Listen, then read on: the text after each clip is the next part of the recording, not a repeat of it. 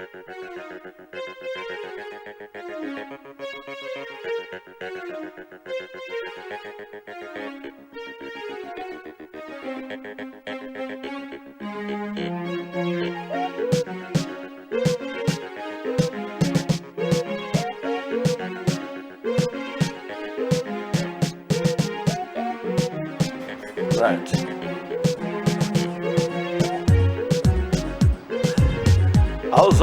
Awuzake hlobo zami linjani lapha khona lesi sikhathi esihlala kuhlelo ngisakhumbula ke ngihamba leDawuduna ke ubongani wakwasibanda ke wenzelwa ke umhawu ngitsho ngoba ke ubongani kukhanya ke selomntwana omutsha omhle kwamagama ujo ke hayi wani ke kuyana ukukhonjwa ke umfowethu futhi ngisakhumbula ngiyabela igama ngazathisa sibanda sandi moyo unjalo lapho khona uhlala ke eGwayi uthi ngidabuka eGwayi kujodwana lewange umnyaka ka2003 waba buhlungu kakhulu ngasenza ugrade 7 ubaba ke Winston Moyo wayejala ukuthi ke ahambe esiya khona efela amathula nama national park ubaba akabuyanga mhla ka11 kazanga thutshe ebuya ngikhaya samala ukuthi ubaba ungaphi wacatsha insuku zabantathu baphuma ke ijumo abantu beziyamdinga ke ubaba ukuthi unga sabona ke sokuphenduka abadala besiza ke uNdlovu umakhelwane ehamba ekhangele phansi kwakhanya ubaba ke wadliwa izilwane kwasala ke ikhanda lonyawo ubaba wami wafa kanjalo ke ngomnyaka nalwana ngibuhlungu kakhulu ke Chisa ukuchiya ngomzali wami ngiyamkhumbula ubaba ulale ngokuthula moyo omuhle sihlangana kweleza yimi ke uSandi Moyo cela njalo ingoma ethi sisele thina ehlathula yidala womkids entembo bana ke iza kujabulisa ke samadonga bethu eCNC khona apha live.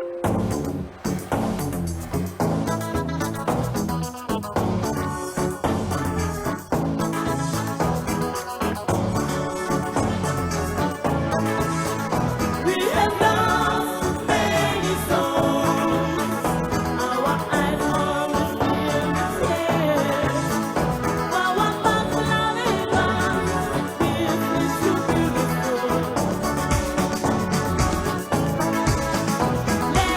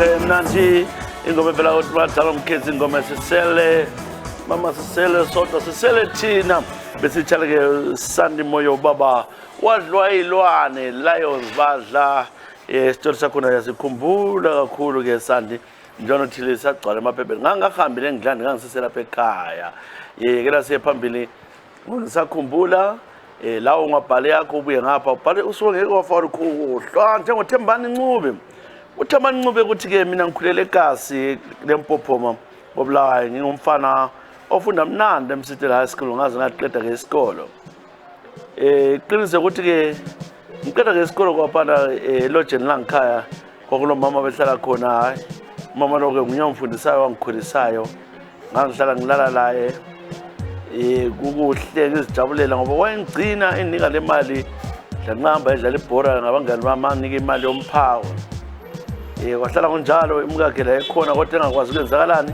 enthanda ke ubaba njengomntanakhe umama lo bemdala kimi ke 18 years kodwa ke sasiphila mnandi ngithe sengiqedile khona lokho mina amarizathu abuya ngathatha kansoke kwa apprentice kuyasebenzela ewange lapho engafika khona ngangena ke ewange Zesa ngendlela ngayo yona ke ngakhonjwa kodwa ke amantombazana amancane engasaweza ngacela lokho embhalelana la umama lwana wazwa abuya kodwa ngezomvakatshela angifuna ukutshela abantu babemkhangela becanda ngumama wami ngavuma ukuthi ngumama ukwenza ukuthi bangasole nxa ngena ke lapho engihlala khona so ngisebenzile lokho ngilala lo mama nalwana ke kuthe ke ucineni angazi ukuthi ubaba lwana wayesezileke umsakazi ke ngase ngicila sengigula ngagula isisu sakhukhumala kwaba ngokunye sahamba ngabuyela ke kobulawayo sengigula kakhulu abazali mama ngisa ke ezinyangeni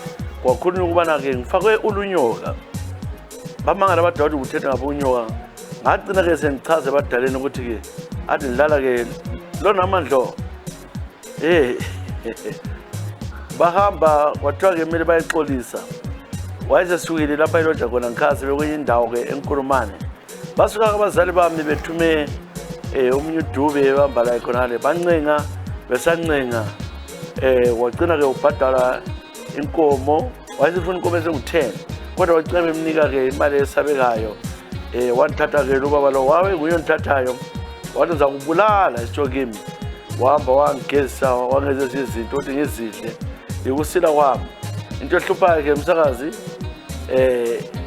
angisahlaliseki ngibona ngani lo mfazi wami la ke engilaye ukhona abantu alala labo ngiyaludinga lami ulunyoka ngiyasolela umama akasaziphathi kahle kwesikhathi nxa ebuya endlini ubuya ke nuka amaginqo njalo ngicabanga ukuthi kukhona alala laye sensolo ngibambe ngithini kodwa ngidinga ulunyoka mfana kaSibani nxa ungangisiza ulunyoka ngajabula kumagama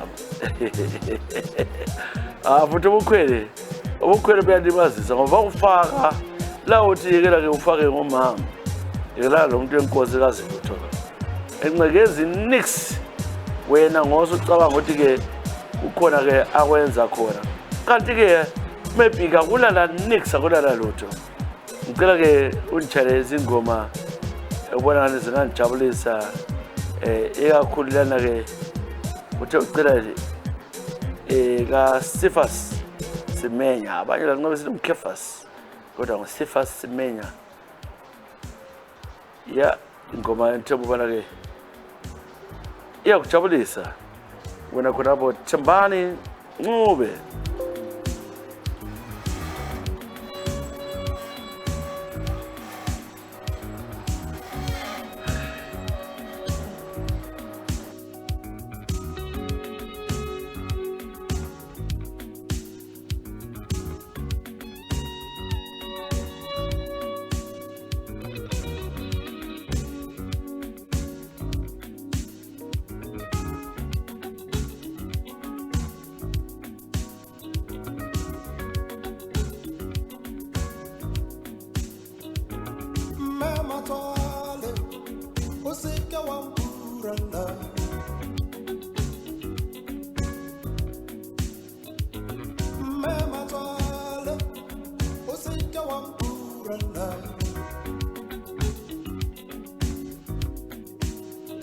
Whoa, man, my toilet.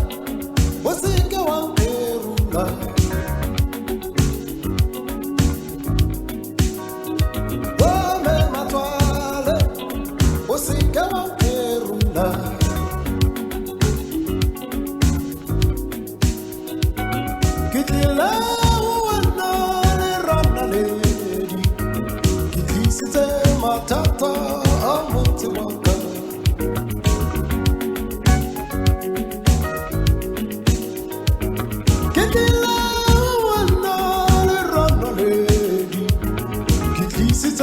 matata mutumaka.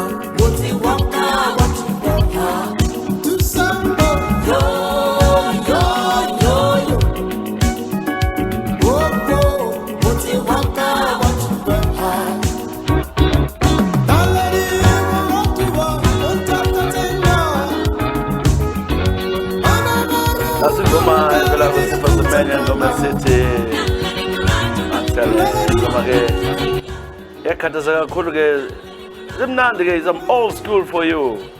Wizalapa gohlelo silbeza uthi ngisakhumbula lawe ke bhale yakho ke ibuye ngokusheshsha okukhulu siyabuya sibale usitshele ngosonto zolukhohlo la ngosozukhohlo lokuthi kwamanje kwakwenzakelele siyakwazi abanye bazama ufaka insuku beziningi wafaka ama days amaningi stories okubala izitori ezingumillions ezingekho so wathi ke mbale ke engiphethe kwamanje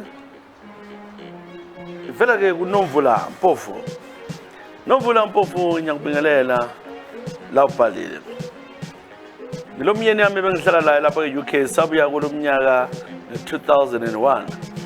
Sahlala sonke sabathandanayo ngathola amaphepha ena ke ngathola ngagcina se chata la ke UK waba la amaphepha. Kwakuhle saba labantwana ke babili sebakhula kholela. Umnyaka ke engithi ubuhlungu kimi umnyaka ka 2017 usaka abantwana uhamba ke ekhaya siyavakatsha uthe esekhaya khona ngale waqalisa ke ukungenzela isigigaba yangasaqondakali kanti kukhona umuntu ayichita laye lo baba ke ngobuthutha amadoda amaningi ayizithutha ongwazi ukusebenzisa itechnology mina ke amafoni ngilama password cloud yakhe leyami so ngazibona ke izithombe zakhe bethumelana amanuze ubaba la emkhanye emthumele ke intombi yakhe la mama lo ke emthumela ke isitho sakhe sasesabeka esingashevanga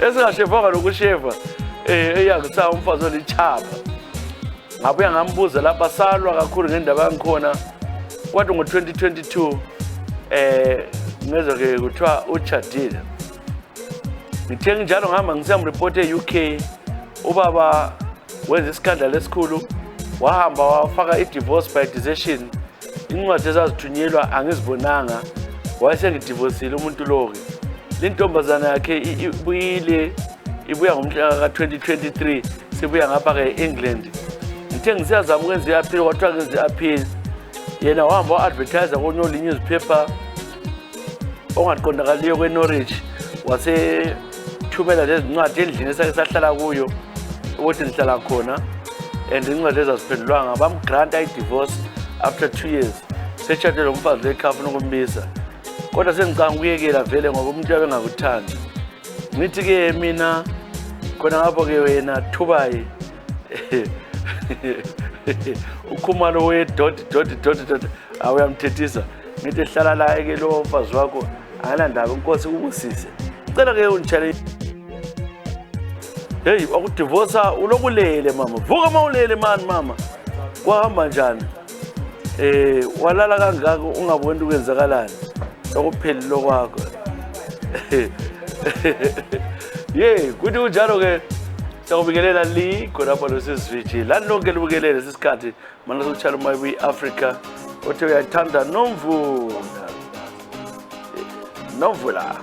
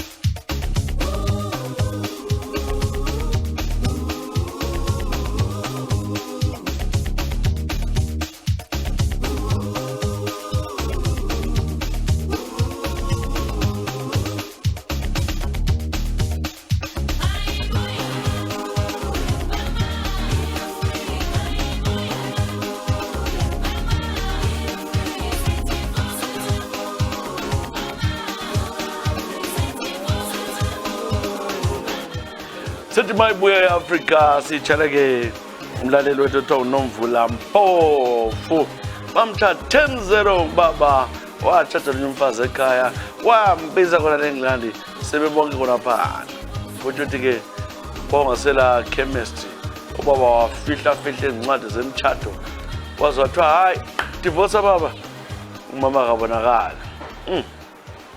chiya Nomvula wathi mbambe-ke evela-ke Freddie Mlilo ngiyakubingelela Freddie Mlilo uthi-ke ubumnyaka ka-2016 mina-ke bengingapha ekhaya ngebhaka igolide ngibhoda bosigodini lenyathi yemoto wathi ngotshekeja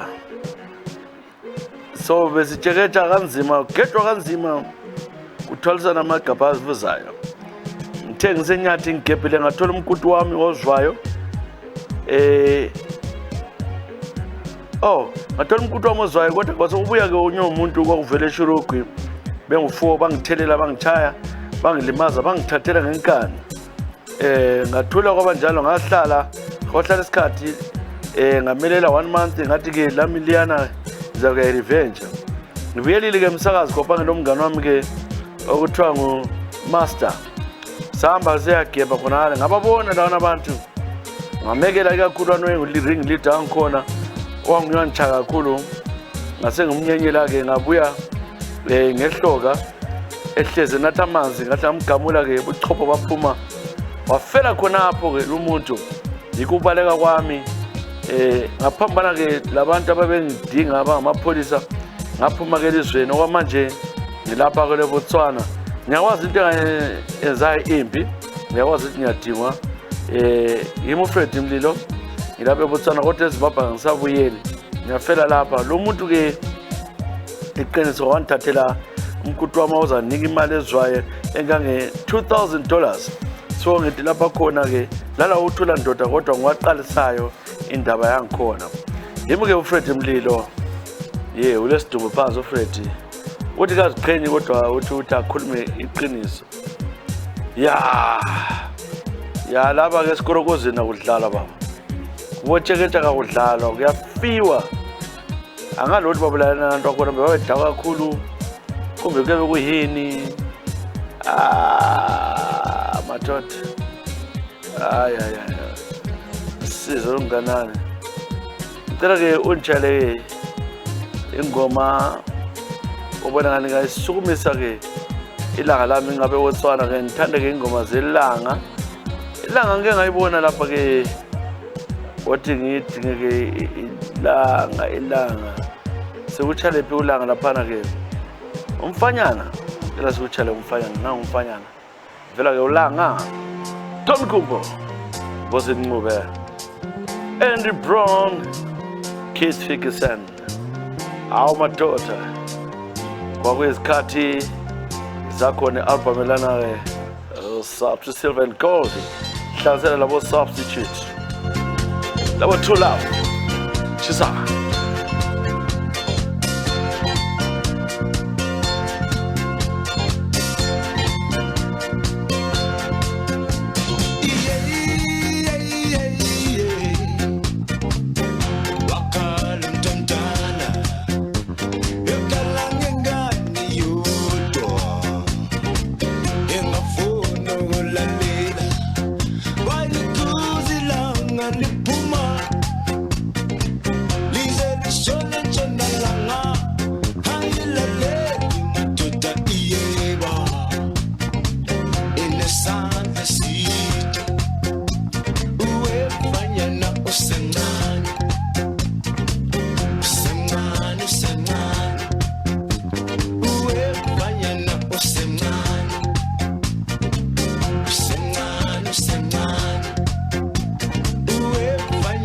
usemncane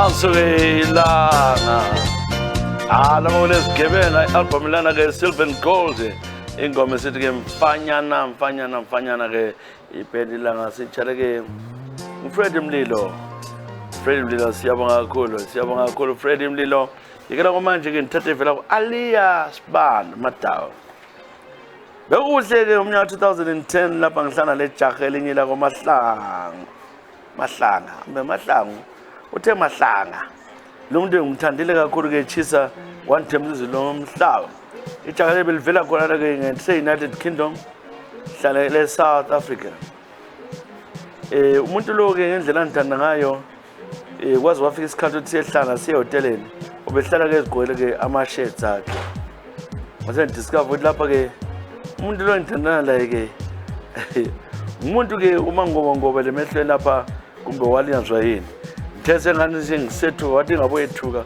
unithanda kanjalo wayefaka ilihlo lesithule lalibekwa phezulu kwelihlo angazi ukuthi bakubiza kuthiwa kuyini yebo ngagcina ke sengilala laye ngaleso sikhathi ngadiscover ukuthi ngemva kwenyanga ngeqwe isikhathi ngaba lokuchapha kodwa ngamitha ngingafunanga ukumitha ngahlala ngazama umbhalela khona wamphendula ka1 sebuyele eBritain kaphindanga wangibhalela ngabazama umdinga labo Facebook lakathi sekunomntwana engilaye lapha umntana nami nga2011 lapha khona uyawazi ukuthi ke wathi medicine ngiyacela umntwana ole 12 years thulane lapho khona Mahlanga kumbe umahlangu angikwazi use UK yimi ke uAliyah uyakhumbula ke sihamba sonke la seBrixton yabona usiyabona umuntu ongakini osiyambona wahamba lami futhi saye Sandton sabuyela sake saye Soweto sibhoda sonke namhlanje siyenze ngana wazi ukuthi wangena emacansini yimo Aliyah the light girl wayifitshane usithi uyakujabulisa isikhathi yebo it was just a fling kodwa ke wonthemba ukuthi uyangithanda cela ke ungichaleze ingoma Chisa ingoma zangu chayela ke sisaba ke libe careful uhamba likhipha licambalala belikhiphisa izikhindi lezi sethandweni umuntu yabelambile ethi lapha ngizosutha ngithole lapha ga idlule basob ngumadoda phela lawo so nxa umama lawo kumele ubone uziphatha kanjani nangoba ethi nomalizo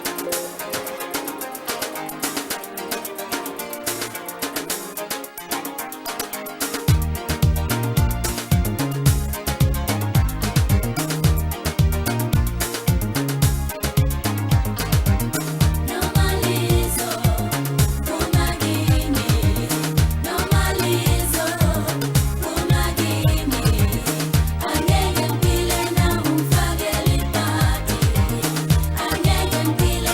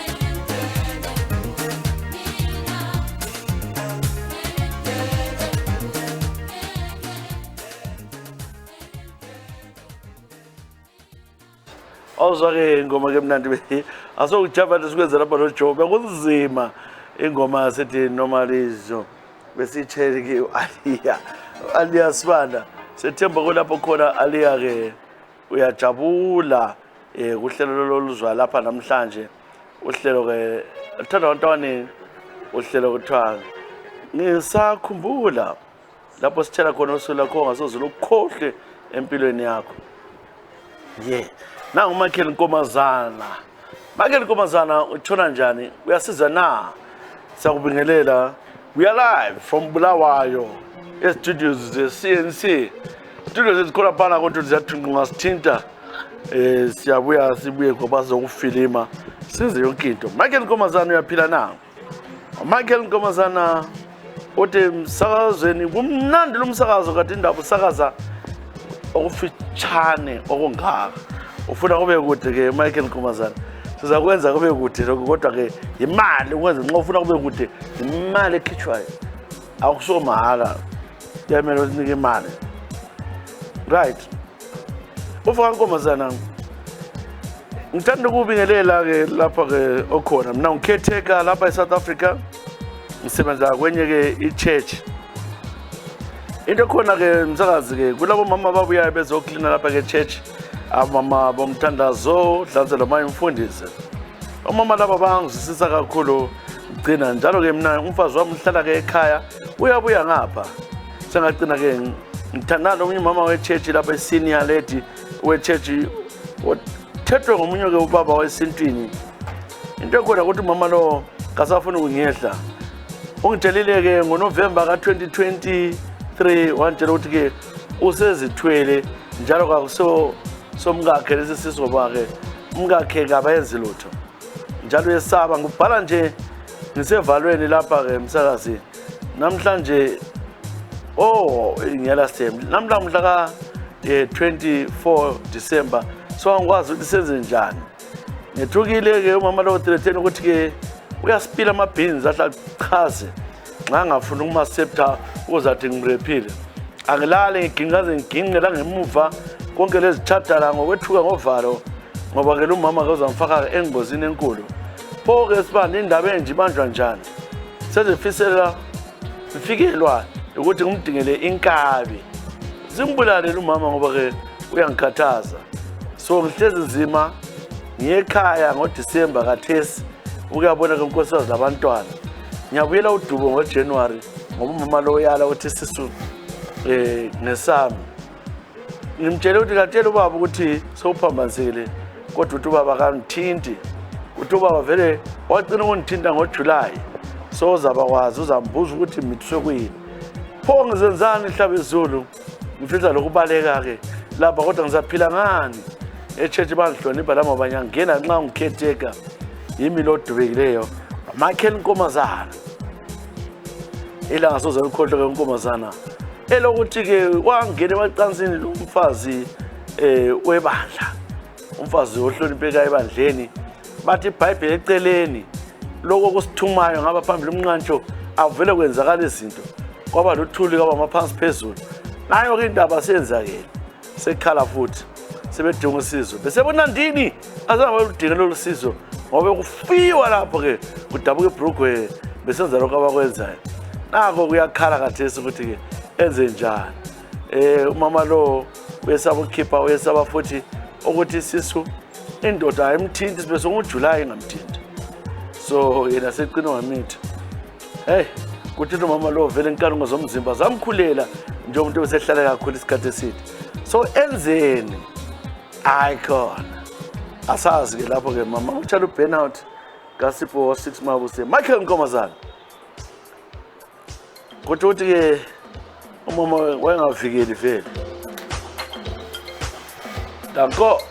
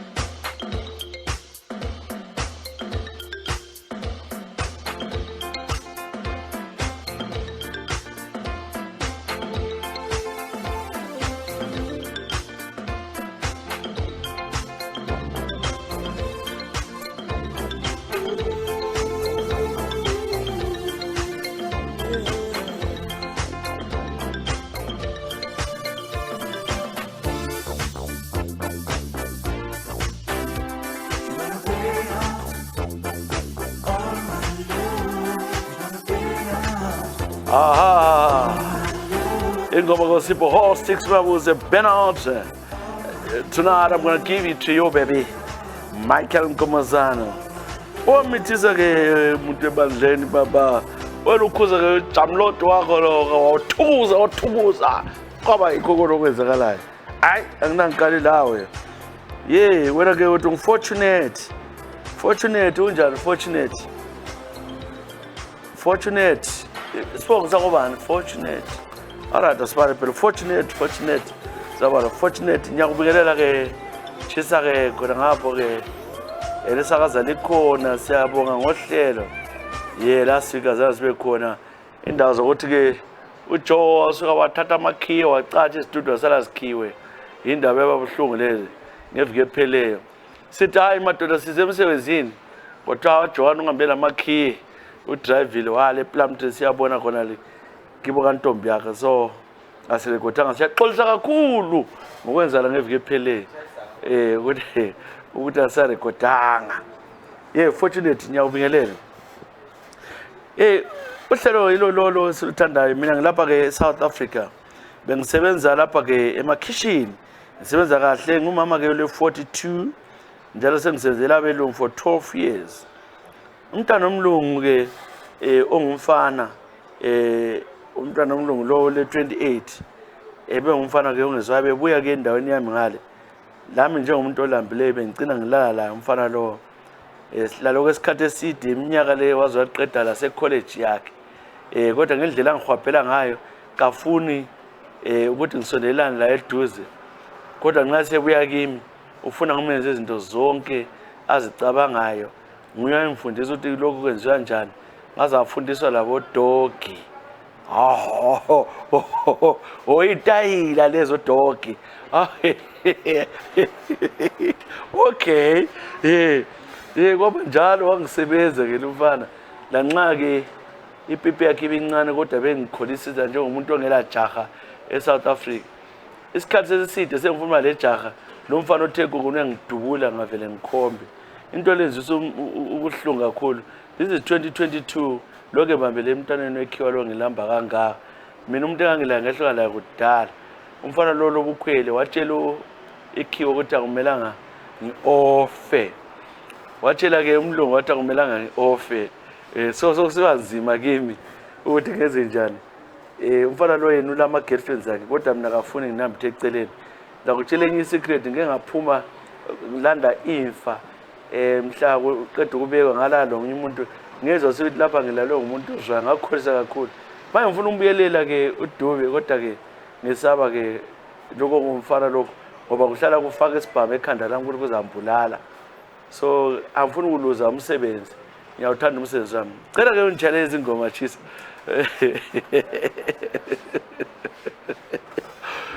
Ufundisile uDogi into eqhathekile kuwe le ojabulelayo ufundisa into eziningi lokuthi kwenziwani kodwa ngasafuna umfana konamathele sekunamathele ungaphuma uthi uzaswela ukuthi uzathola ngaphi imali njalo ufuna umfana lo uyakhweleza kodwa yena uyangisa ama-girlfriends akhe abelungwini kodwa uyabuya ngapho wena ngamzwisa into akayizwa umfana ukhwelisa into ongazakuyibona nanguyivona chaka let me be free. Just be free, mama. Puma. Standa ungo wam. Ahambe.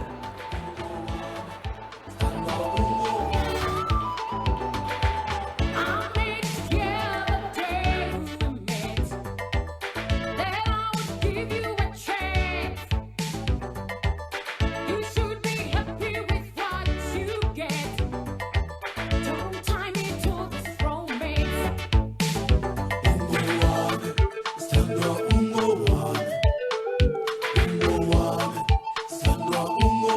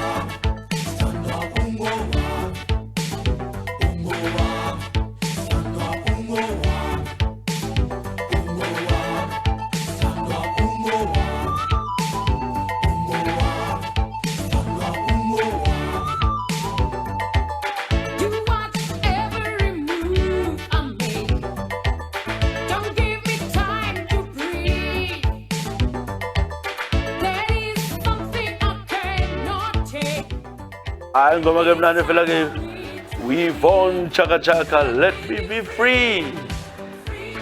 Just let me be free. Waba free mama.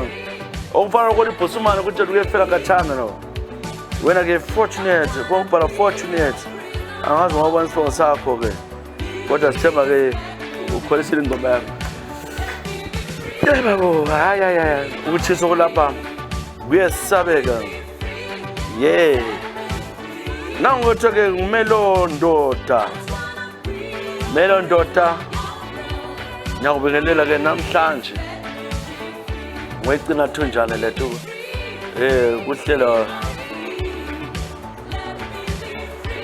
ngisakhumbula.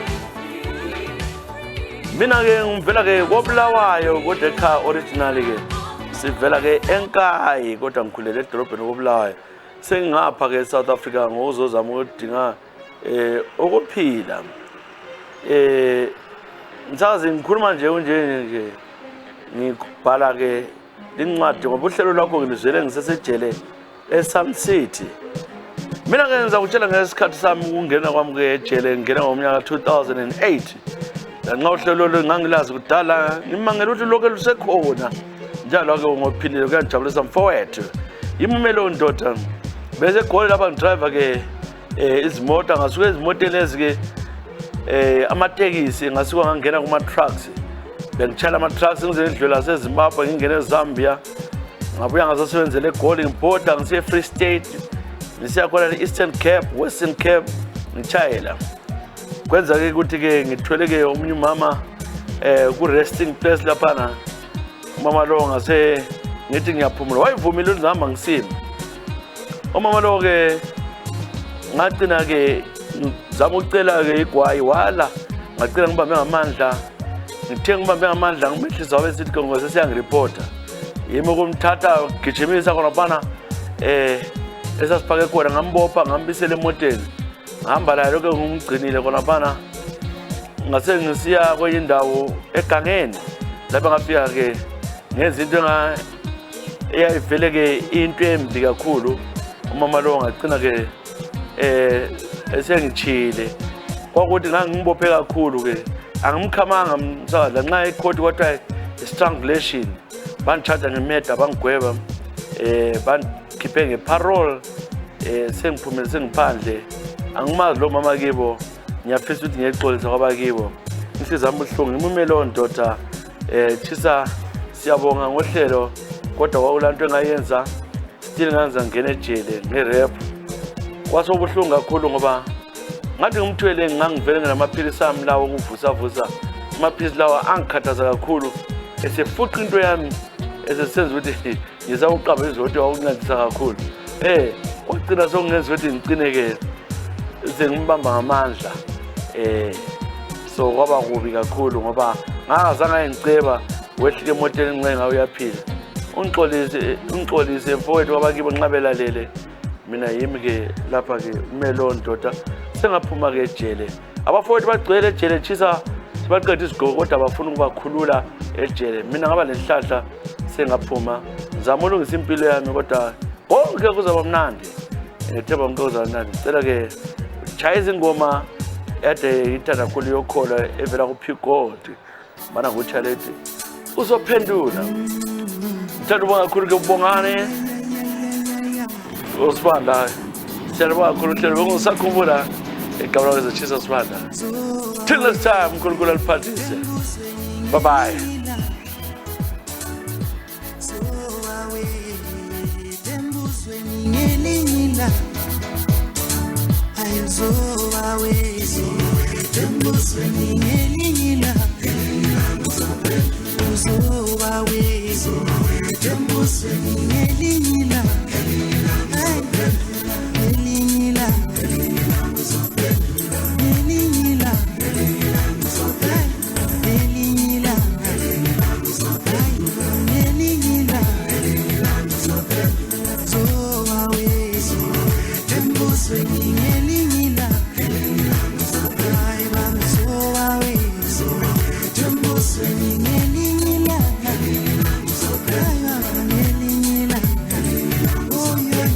Ngelinye